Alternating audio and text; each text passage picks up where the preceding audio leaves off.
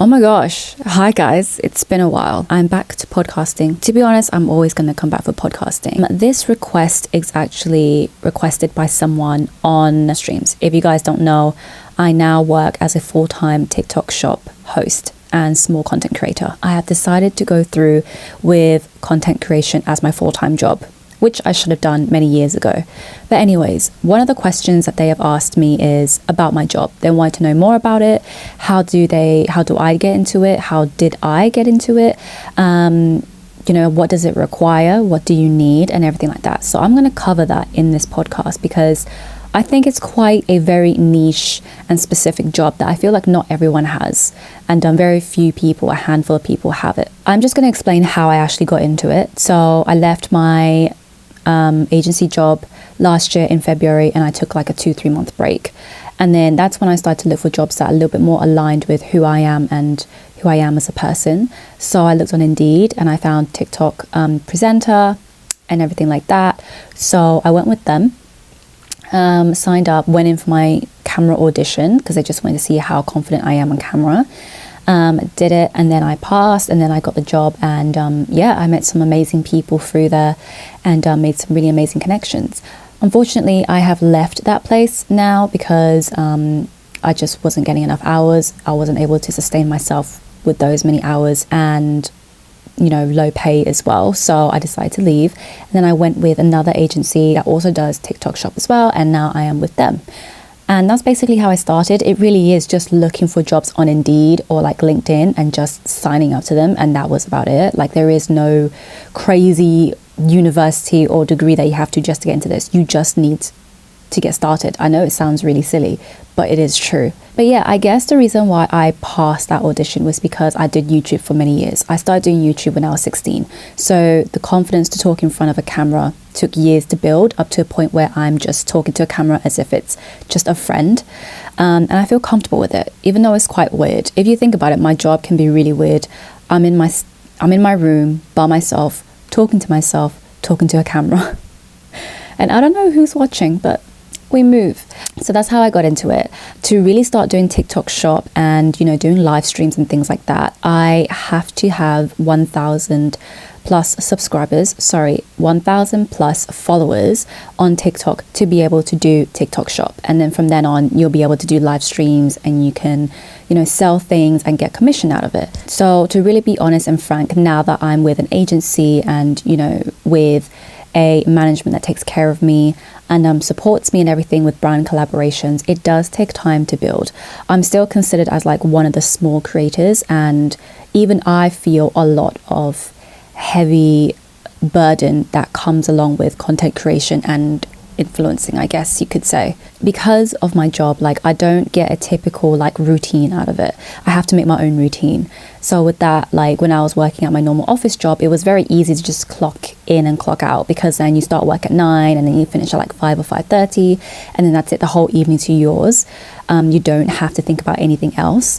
But with content creation and social media, it is so easy to just fall into work and doing your job, because you literally have your job, your work at the tip of your fingers. Like, literally it's 24/7.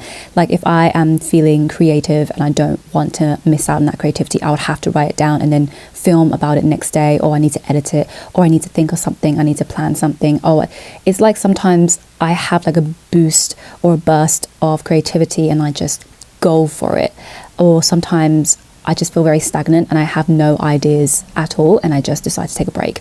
So I guess with whole 9-to-5 jobs, it was so much easier to just what's the word that you can say that, like, you can just switch off.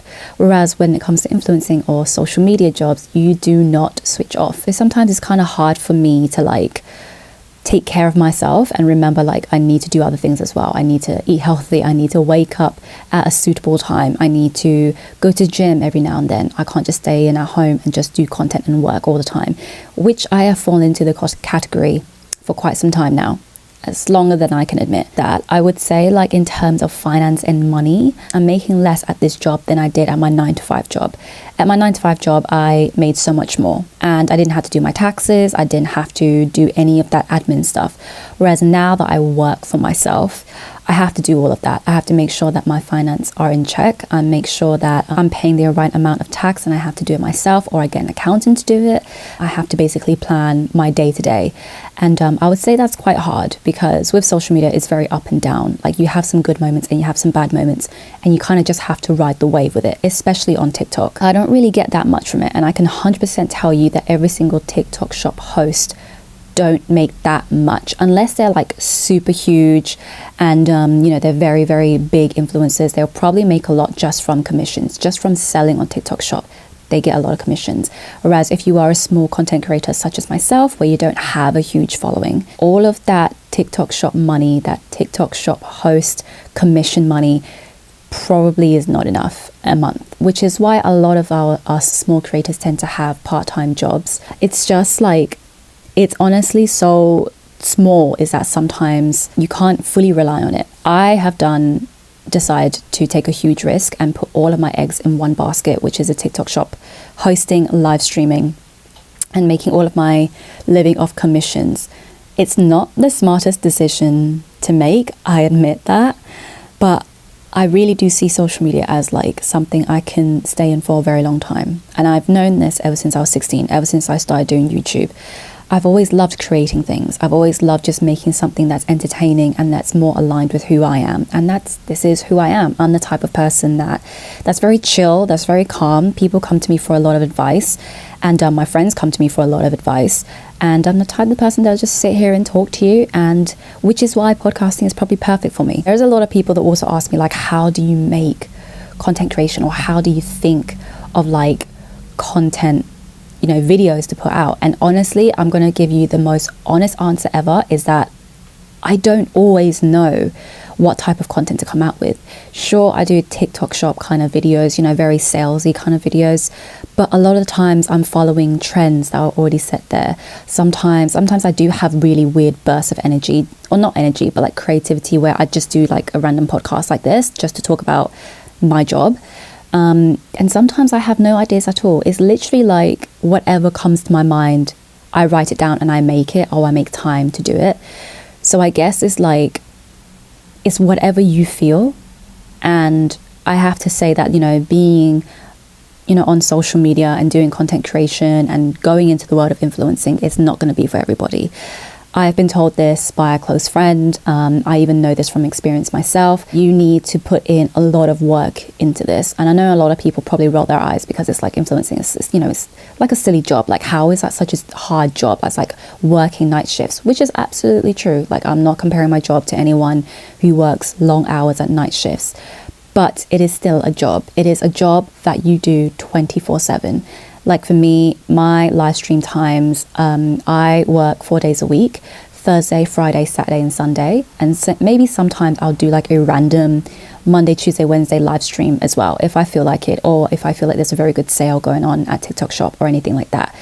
It's just one of those jobs where you don't switch off. It really is not. You kind of have to be on all the time. And live streaming for like 2 hours or 3 hours without a break is quite a lot of energy. A lot of people don't see that. They just see what we put out there and what we want you guys to see. But behind the camera, there is a lot of preparation. There is a lot of research behind it. There's a lot of thinking of making content of what you guys will like, or what we think you guys will like. So there is a lot of that. And sometimes I just think to myself, like, why I get myself into this kind of jobs, because all I wanted was just to have freedom and like be financially free, and I thought influencing would do that. But I sort of forgot that, like, the finance and the money part won't come to you straight away. Like, it will take time. So in a way, I'm also really worried about my financial position, but at the same time, I'm also very grateful for it, because not many people get to sit here and say, I work from home, I work on whatever day I want, I work how many hours I want, and I get to be myself all the time.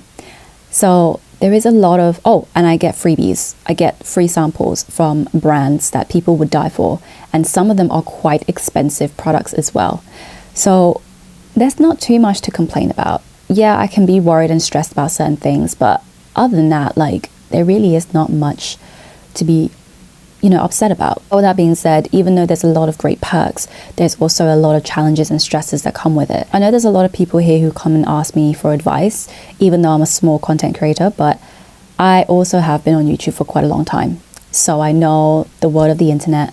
I know that it can be a really nice place to be, but it can also be very tough as well. And in terms of dealing with comments and negativity and, people that you meet. Actually, you know what? Let's go back a little bit. I'm going to say exactly what I love about my job and what I hate or what I really dislike about my job. First, what I love about my job is my followers. I know it sounds very cheesy, but it's my followers. It's the people that I meet who come into my live stream and regularly interact with me and talk to me and get to know me. And through that, I was able to connect with people that I have not met before.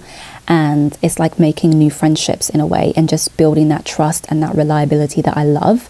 And basically finding my people, and that's what I love about it.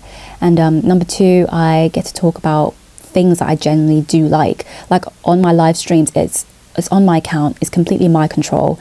I talk about however I want to talk about and whatever topic I want to talk about. Like, if people want to talk about my background, I talk about that. If people want to talk about a beauty product or a hair care product or a skincare product or anything like that, I'm more than happy to talk about it, honestly. And like the third of all is like, I get paid to do what I love, which is something that I really did not have in my early 20s. Like, I really lacked that in my early 20s. And I was really craving for it. And then I finally found it, and I'm not moving anytime soon. The one thing I do not like about my job is that I find it difficult to find a routine around it, especially when it comes to TikTok live streaming. You can have a routine if you like, but just know that there will be times you have to change your TikTok shop live streams every now and then.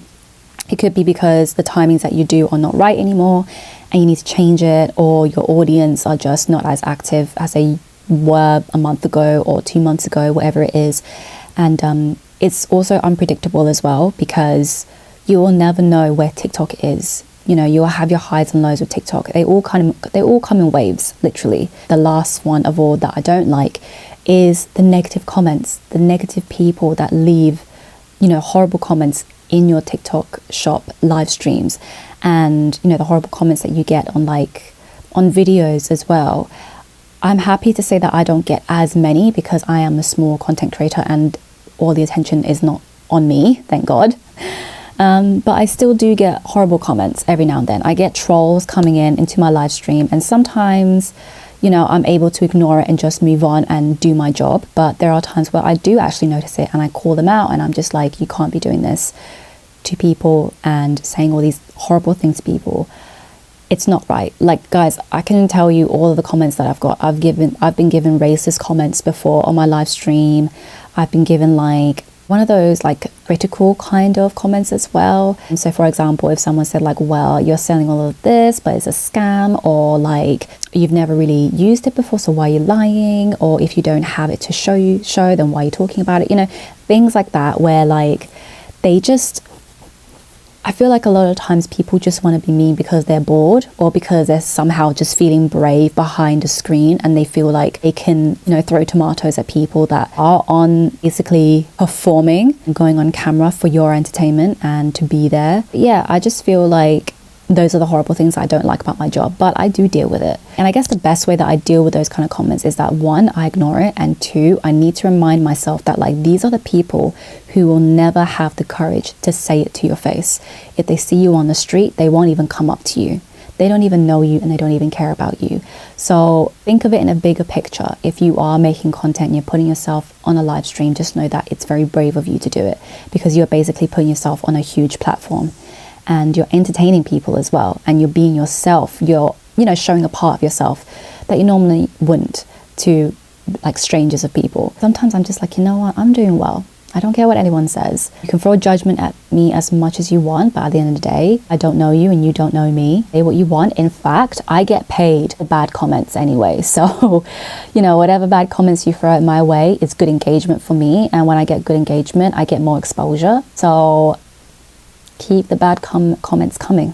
Actually, which is probably my next advice for anyone who wants to go on TikTok Shop Live. You have to build some sort of confidence in you, and you have to build some sort of thick skin as well, because having a thick skin, you got to protect yourself from the trolls, of course, and then having the confidence to actually just talk on camera, basically freestyling. Like what I'm doing right now, I don't have a script, I don't have no plan, I don't have no notes while talking to you guys. I'm literally just freestyling everything, and I'm just literally saying coming from my head and what I'm thinking right now. So, and also don't be afraid to be authentic and be relatable and be yourself. Literally just be yourself, because I feel like that's what people are leaning more towards now. It is 2023. We're so sick and tired of the prim and polished and well structured kind of posts and content. We want to see real people. We want to see real people with actual real problems and like real issues, or like real solutions and real experiences that everyone can relate to. And also be consistent and be consistent with posting content. I know it can be really hard because you got to think about content all the time and you can't stop, but you do have to be consistent. But these are some of the things that I've learned and some sort of like the advice I would give to people who want to get on TikTok Shop Live. Just got to build that confidence on camera. You just got to be consistent, and you just got to be authentic as well. Just be yourself, and I promise you it will follow. It will take time, but it will follow.